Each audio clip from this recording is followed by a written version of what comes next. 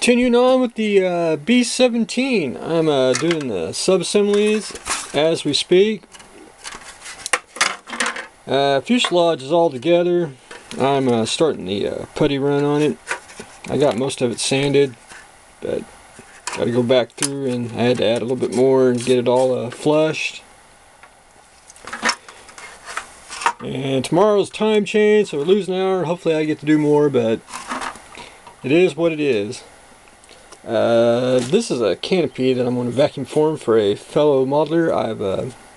I forgot what he told me what it went to, but what I'm doing now is putting some monster clay in, and I'm going to make a waste mold and make a resin copy, and then so I can make a plug and vacuum form it.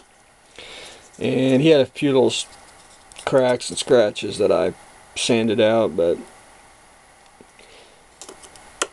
he should be ready to go in about a week. Get that all taken care of. I didn't get much done on the B17. I pretty much just sat at the workbench and stared at it, which that happens.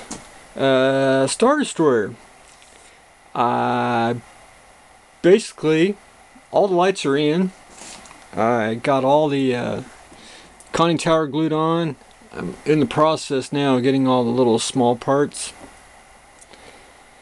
And here, I'll just light it up.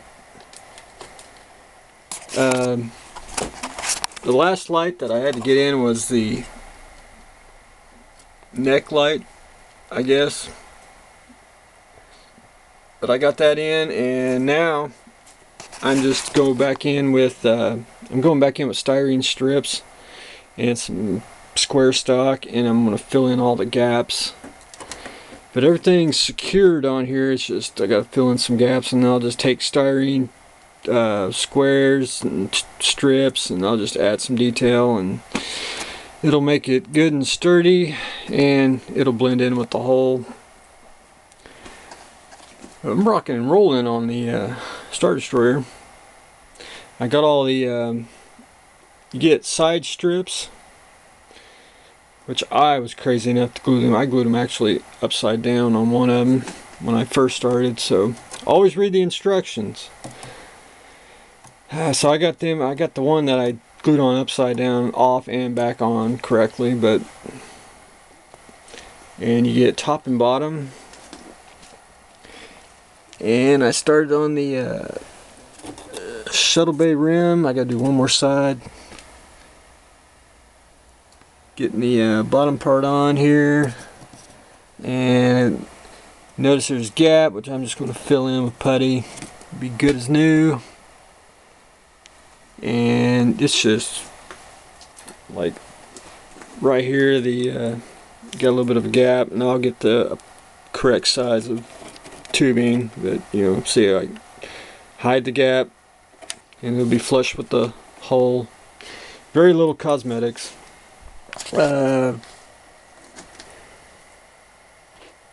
putty, when you got basically a two-part putty and you want to get it smooth, when you mix the two-part putty, let it dry, get you a chisel knife, and all you want to do is chisel it off, and you will get it fairly smooth, and then just take your sandpaper or sanding stick and sand it smooth, and you'll be good.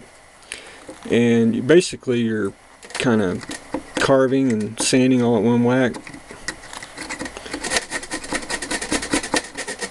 and it don't take much to get it smooth, but chisel knife is your friend. And this is just a regular X-Acto, and you can go buy the chisel blades at your local hobby store or craft store. And since we're losing an hour of sleep, I hope I get to do more on this too. If not, I'll probably just take a nap. A lot of people have been asking me this week why I actually cut them too long, the fiber optic strands. Most people have them, just barely stick them out. I do this so if I actually forgot to glue one, is when I snip, I'll be able to check each one if I actually forgot one, then I can re-glue it and still have plenty of room for it to stay on, and you know, just won't fly in. That's where I stand on that. Got styrene duty, and you know, some gap filling, but it's taking shape. And I'm hoping I can get some more done on the B17 because I would need to start the B24. I can just sand them both at the same time. Stay tuned for the loss of hour sleep episode.